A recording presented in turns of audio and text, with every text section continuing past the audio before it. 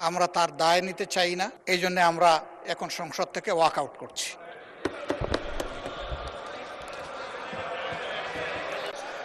মাননীয় সদস্যবৃন্দ, আমরা কিন্তু মাননীয় বিরোধী দলের নেতা, দুঃখজনক হলেও সত্য,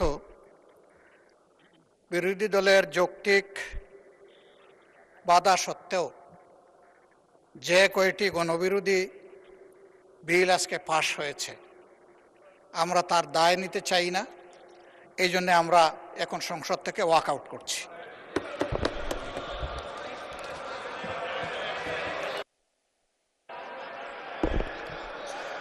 মাননীয় সদস্যবৃন্দ, আমরা কিন্তু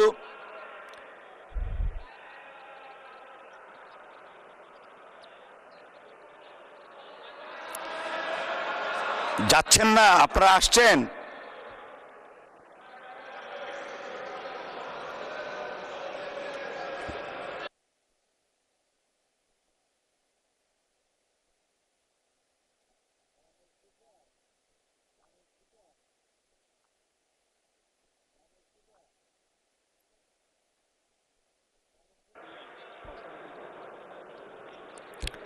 মাননীয় স্বরাষ্ট্রমন্ত্রী, আপনি কিছু বলতে চাচ্ছিলেন? আচ্ছা, একটু মাইকটা দেয়া যাবে দয়া করে? ওনারা অনেকেই আছেন, কিন্তু এখনো আপনি চাইলে বলতে পারেন। আমি ধন্যবাদ জানানোর জন্য উঠছি। আইন প্রণয়ন প্রক্রিয়ার first reading, second reading, third reading সব রিডিংয়ে ওনারা সহায়তা করেছেন। কেউ